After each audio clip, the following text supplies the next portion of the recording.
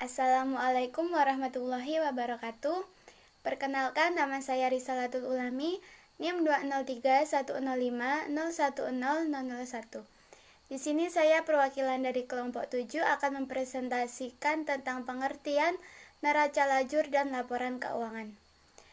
Neraca lajur sendiri yaitu disebut juga kertas kerja, yang berbentuk kertas berisi kolom-kolom untuk mencatat keuangan secara manual. Pencatatan pada neraca lajur ini cenderung bersifat tidak formal, sehingga bisa pengisiannya dapat diperbaiki dan dikoreksi nantinya jika perlu. Untuk penggolongan kolom neraca lajur terbagi menjadi 5 jenis. Yang pertama yaitu neraca saldo, yang kedua penyesuaian, yang ketiga neraca saldo setelah penyesuaian, yang keempat neraca, yang kelima laba rugi.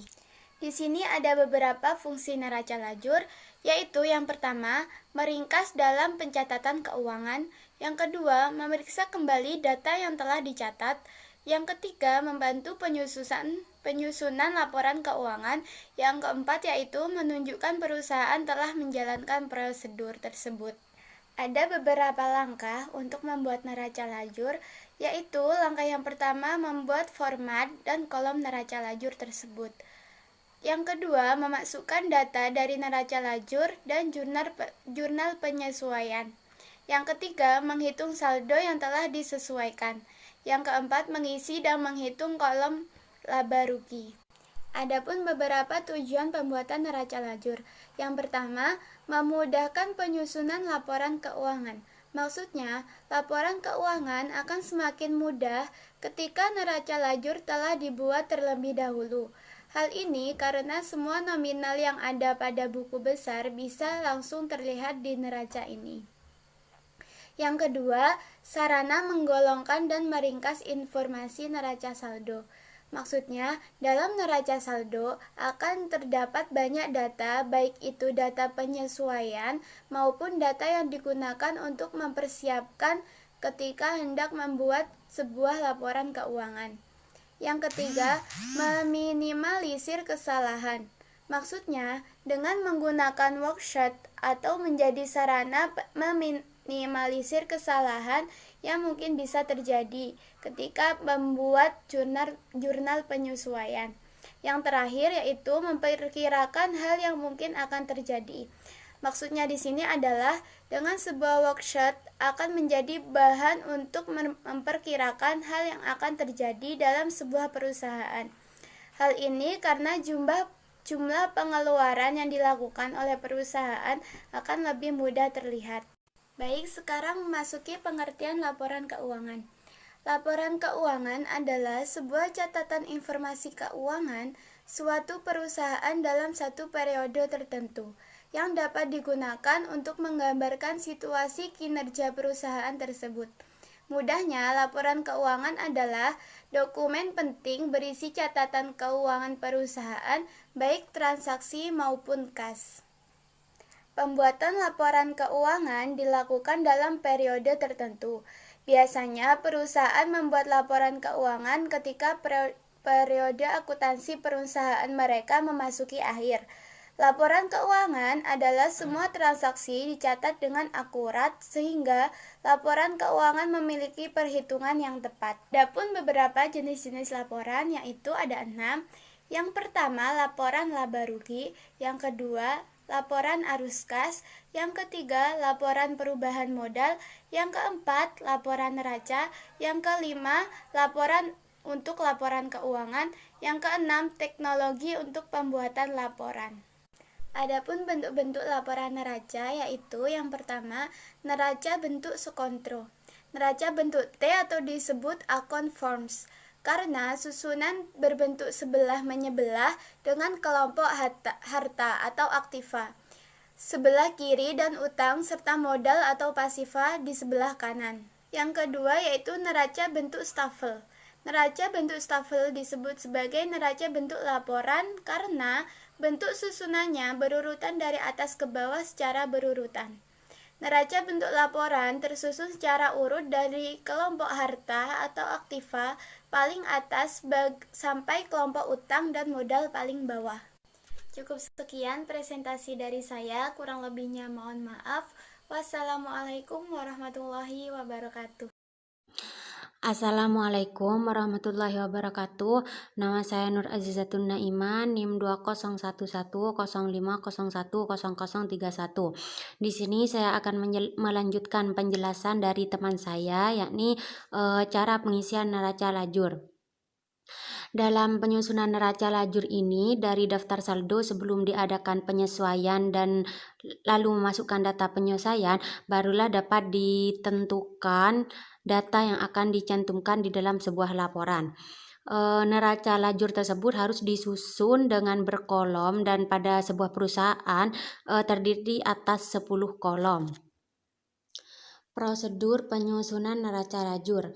Yang pertama, tulis nama perusahaan di atas lembar kerja yang ditulis neraca lajur beserta tanggal akhir, bulan, dan tahunnya.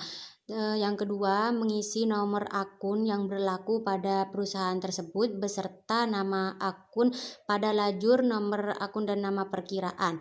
Dan yang ketiga, mengisi lajur neraca saldo dengan cara memindahkan neraca saldo yang berasal dari saldo-saldo buku besar atau dari soal yang sudah diketahui. Yang keempat, mengisi lajur penyesuaian dengan cara ayat jurnal penyesuaian yang dibuat lebih dulu dipindahkan pada perkiraannya masing-masing.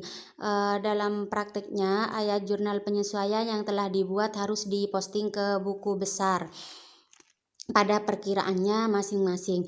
Yang kelima, mengisi lajur neraca saldo disesuaikan dengan cara angka-angka perkiraan yang ada di neraca saldo diperhitungkan dengan angka-angka perkiraan yang ada di lajur penyesuaian pada perkiraan yang sama. Misalnya, angka debit sama debit saldonya dijumlah, atau kredit sama kredit juga saldonya dijumlah. Tetapi debit sama kredit atau sebaliknya dicari saldonya.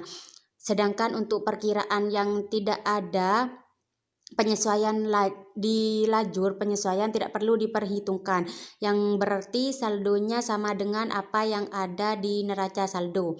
Yang keenam, setelah neraca saldo disesuaikan, maka baru kita dapat menyusun laporan keuangan atau kita susun terlebih dahulu dalam lajur neraca lajur, yaitu lajur laba rugi dan lajur neraca.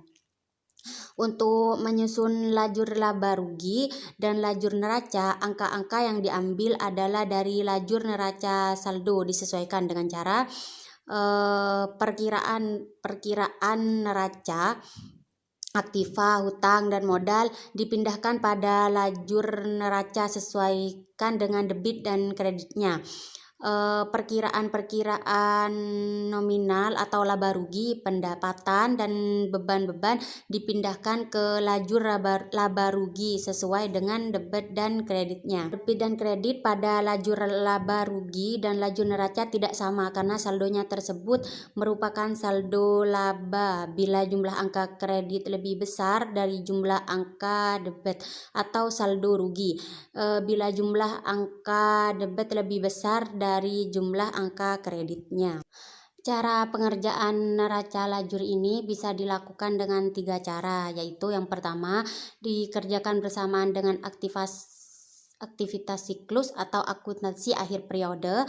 Yang kedua, dikerjakan setelah aktivitas pencatatan meliputi pencatatan penyesuaian, penutup, dan pembalik, tetapi dilakukan sebelum penyusunan laporan keuangan. Yang ketiga, dikerjakan setelah disusun laporan keuangan. Mungkin cukup ini saja yang bisa saya jelaskan, kurang lebihnya saya mohon maaf. Assalamualaikum warahmatullahi wabarakatuh. Assalamualaikum warahmatullahi wabarakatuh. Perkenalkan, nama saya Ibnu Akil Hasan, NIM 2041050100003. Di sini saya akan menjelaskan tentang cara penyajian laporan keuangan. Berdasarkan aturan PSAK, terdapat cara dan beberapa komponen dalam pembuatan laporan keuangan. Berikut komponen laporan keuangan yang telah dirangkum. Yang pertama, laporan laba rugi. Laporan laba rugi merupakan laporan yang berfokus pada pendapatan dan pengeluaran perusahaan selama periode tertentu. Setelah pengeluaran dikurangi dari pendapatan, maka menghasilkan angka laba perusahaan yang disebut laba bersih. Rumusnya yaitu laba rugi, yaitu pendapatan dikurangi pengeluaran akan menghasilkan penghasilan bersih. Kemudian lanjut perubahan modal. Laporan perubahan modal adalah laporan yang menyertakan perubahan yang terjadi pada perusahaan seperti penambahan dan pengurangan dari laba atau rugi dan transaksi pemilik perusahaan. Jika saldonya laba, maka rumusnya modal akhir sama dengan modal awal plus buka kurung laba bersih dikurangi priv tutup kurung. Akan tetapi, jika labanya rugi, maka rumusnya modal akhir sama dengan modal awal dikurangi buka kurung rugi bersih dikurangi priv tutup kurung. Kemudian neraca. Laporan neraca memberikan gambaran umum tentang aset, kewajiban, dan ekuitas pemegang saham dalam periode tertentu. Rumus neraca antara lain aktiva sama dengan pasiva. Sebagai contoh pengerjaan laporan keuangan, pada tanggal 1 September 2020, Sule mendirikan perusahaan yang diberikan nama perusahaan sosis. Transaksi yang terjadi selama bulan September 2020 adalah sebagai berikut. Yang pertama, Sule menyetor modal dengan bentuk uang tunai 2 juta. Yang kedua, dibayar sewa kantor bulan September dengan harga 200.000. Yang ketiga, dibeli alat perlengkapan kantor seharga 1,5 juta. Dari sejumlah tersebut 900.000 dibayar tunai, sedangkan sisanya dibayar kemudian. Yang keempat, dibayar biaya suplai kantor 8.000. Yang kelima, diterima tunai penghasilan komisi 1,2 juta. Yang keenam, dibayar utang sebesar 150.000. Yang ketujuh, dibayar macam-macam ongkos 195.000 rupiah. Yang kedelapan, pemilik mengambil uang tunai perusahaan sebesar 300.000 rupiah untuk keperluan pribadi. Yang kesembilan, dibayar gaji pegawai bulan ini 30.000 rupiah. Soal 1. Catatlah transaksi di atas dengan konsep persamaan dasar akuntansi. Yang kedua, buatlah laporan keuangan yang diperlukan oleh perusahaan tersebut. Buka kurung, laporan laba rugi, perusahaan modal, dan neraca. Kemudian angka-angka yang sudah ada di keterangan tadi kita masukkan dalam persamaan akuntansi yang sebagaimana yang sudah saya buat sebagai contoh. Kemudian kita cari laporan laba rugi di perusahaan sosis. Yang pertama, kita mencari penghasilan sewa. Terdapat 1.200.000. Kemudian biaya salah satunya biaya sewa 200.000, macam-macam biaya 195.000, biaya gaji 30.000, biaya suplai kantor 8.000, kemudian dijumlahkan hasilnya 433.000 rupiah, kemudian dikurangi sama 1.200.000 yang menghasilkan laba usaha 767 rupiah. Kemudian mencari laporan perubahan modal. Modal awal 2 juta rupiah, laba usaha Rp767.000, kemudian ditambah hasilnya Rp2.767.000, kemudian dikurangi dengan pengambilan untuk brief Rp300.000, maka modal akhir Rp2.467.000. Kemudian untuk mencari laporan neraca, yaitu kas sama dengan Rp1.417.000, peralatan kantor Rp1.500.000, kemudian ditambah hasilnya Rp2.917.000. Dan dengan cara lain juga bisa dengan utang dagang Rp450.000, modal Rp2.467.000 ditambah, maka hasilnya Rp2.917.000. Maka hasilnya akan sama dengan yang di awal tadi. Dari saya sekian, terima kasih. Jika ada salah kata mohon maaf. Wassalamualaikum warahmatullahi wabarakatuh.